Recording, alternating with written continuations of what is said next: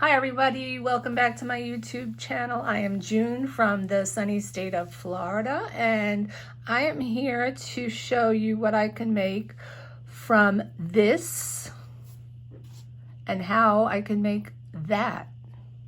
Okay, we'll call this our mini K-cup carrier. It's a mini coffee carrier, and instead of coffee we have our K-cups. So let's get started. It's a little tricky. All right, so let me give you measurements quick. Down below, I am going to have my blog information, and you can get the measurements over there if you can't catch them here, okay? I have 2 early espresso pieces of cardstock. They're measured 6.5 by 6, okay? 6.5 by 6. What I'm going to do is start scoring, okay, on the long side, which is 6.5 inches. So it's this one because it goes past my 6. So on the long side, I am going to score, I'm going to score 4 at 4. Get rid of the blade. At 4 and at 6. Okay. Turn it around to the short side. I'm going to score at 2 and 4. Okay, now I'm going to turn it back to the long side, and I'm going to score at 2 inches on this side here, but I'm only going to score it to 2 inches down to that first score line. Okay, so I'm going to put it in 2 inches, and I'm going to bring my score line down to that score line, 2 inches that way. Okay, so this is what our score lines look like. All right, so I need 2 sheets of those. I've scored this one already, both the same. Okay, now we have to start doing some cutting. We're going to cut out this, see this long thin tab here? It's got 3 score lines. We're going to cut the bottom, this tab out. We're going to cut the top tab out.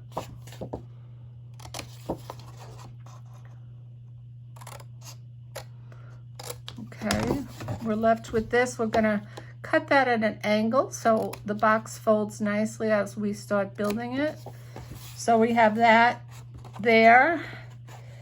We're going to cut now into this box like so, and that is going to be angled again. And there we have another tab. Okay, turn it over this way. We already cut off this. We're going to cut down this way and down this way. Okay, now what we're going to do is come from this point where these 2 squares meet and diagonally up to this score line we're going to cut. So we're going to take it from there on up to that score line. Okay, then the last cut is going to be this one, top here. We're going to cut that like so. Okay, so let me check my prototype to make sure I've got it all going on like it's supposed to be. We've got it. This is what it should look like when it is done. I have this black background. I should have placed a lighter backdrop with the darker paper, but I'm sorry about that. So let's get going. I will now cut the other one so you could see again. We're going to this long thin flap right here. We're going to cut the bottom piece off on this score line, cut off on that score line, cut into here. Sorry about that. We're going to cut on this score line. We're going to make these at an angle. Okay. We're going to cut this line, this score line. We're going to angle this like so. We're going to angle this also over here. Now over here, so far we just cut that. Now we want to cut this one this way, the one over here, this way. Cut that box out on the score line. We want to take from this corner here, and we want to cut from this corner over to the score line over here diagonally. Okay, then we want to come to this one and cut that way.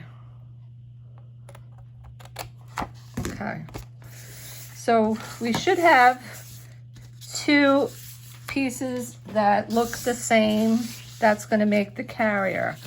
All right, we've got the flap and the flap. We've got this, that, this, and that, and I think that looks good. The only thing I might not have done is cut this on an angle. Okay, there we go. Okay, so we're going to start folding them in, fold in our score lines, fold them into each other. I lost my bone folder before. I had to get a substitute. Okay, because you want them to be creased well so that your box is nice and square. Okay, so we folded that in. We're going to fold this in. That did not have a score line. We're going to fold that, and we're going to do that. Okay.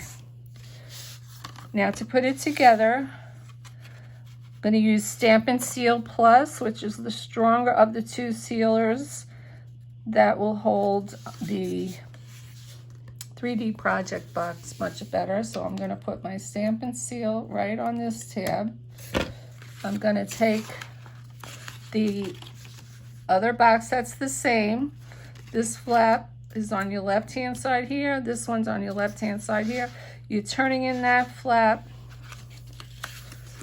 and you're placing this right over there. No, we're going to put it, I'm sorry, we're going to put it on the inside so we don't see it on the outside. So we put it on the inside so that folds together. And then we're going to put glue right here, not glue, adhesive. And then when we fold this down, it's going to fold up into a box. Okay, so adhesive here. I'm going to take this, bring it all the way over, and it should line up with everything. And it does, see? Okay, so this is what we have now at this point. All right, you might start getting an idea of what we're doing here. Let's start, this is the bottom. Let's start putting the bottom, fold it, fold the tabs in, put some glue on this, the bottom of this tab, flap. Got my hands on the inside. I want to make sure I have it flat, squared off, so the box is nice and straight when it's put together. I'm going to press that down so it adheres. I'm going to put, I think I'll put two strips of the Stampin' Seal. Line that up. Press it down to adhere. Okay, so we did that. Next, we're going to take these two handles together and we're going to cut a hole. Actually, we're going to adhere them first. So let me do that. I'm going to put some adhesive on here. think I'm running out of my Snail Plus. Put adhesive on there. Line that up. And fold it in. Try to get it even with the other square. Okay. So that's it, except for making a circle here for a little thumb holder. I'm using the Stampin' Up! 1-inch punch, but it is retired. So you use any circle die or punch. If you're going to use a die, you'll have to do it before you fold everything in. I'm going to take my punch, because this will cut through. I know this will cut through 2 sheets of cardstock. I'm not sure what you're going to use. If it doesn't, you'll have to use some other kind of circle solution. So that's that. And there is the K-Cup carrier. So we're going to decorate it now. I'm trying to move along. We have 2 pieces of Designer Series paper that measure 3 3/4 by 1 3/4. We've got 2 of those. We have 2 but measure 1 3/4 by 1 3/4. So let's put on the front and the back panels. The Designer Series paper. Try not to put it upside down. And we have that on there. I'm going to come around to the back. Do the same. These are going to make like really cool gifts. Because of the holiday season and the fall season, they make so many delicious coffee K-Cups that you can really go to town with them and get creative. They can be sitting at people's table, their place setting. Could even add their name if you want. Christmas one you can make, a Halloween one you can make. The ideas really are endless.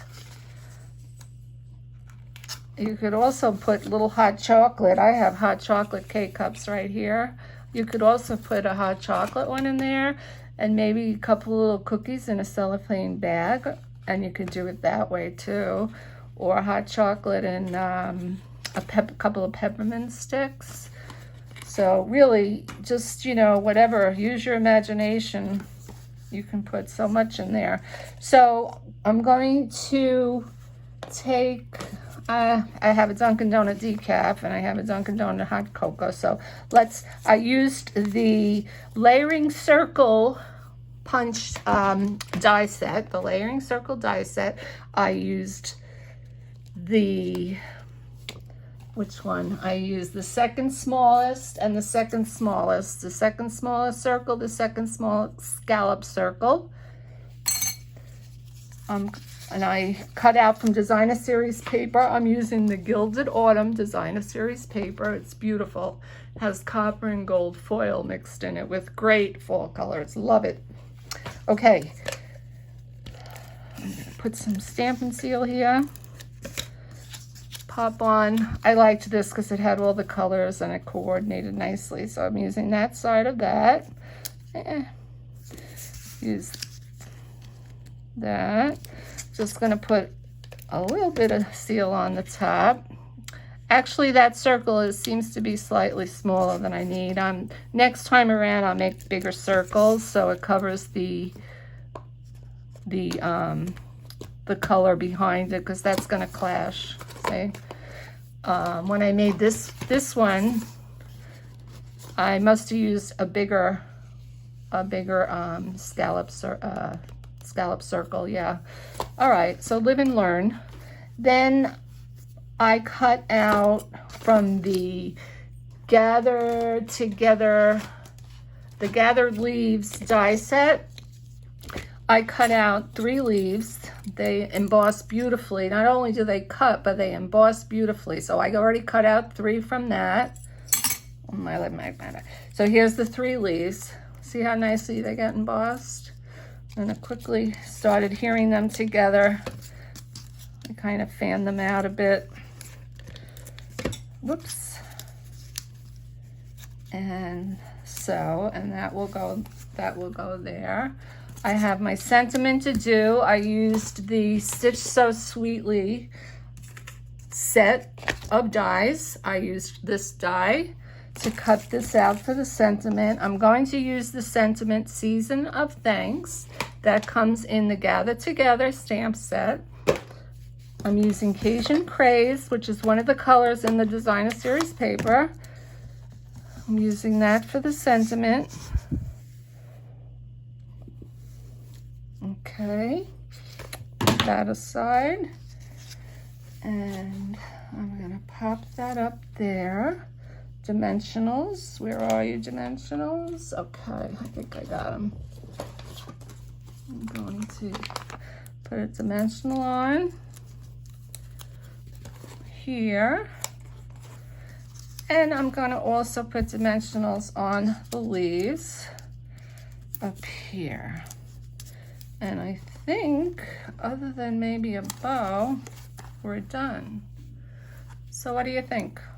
Actually, I did not come up with this idea. I must tell you that Erica Kerwin came up with this idea. She's another demonstrator. She did come up with this idea, or she's the one I saw it from on YouTube. So it's not, I did not make up the measurements. I am not an engineer. I am a hobby crafter. I'm a Stampin' Up! Demo.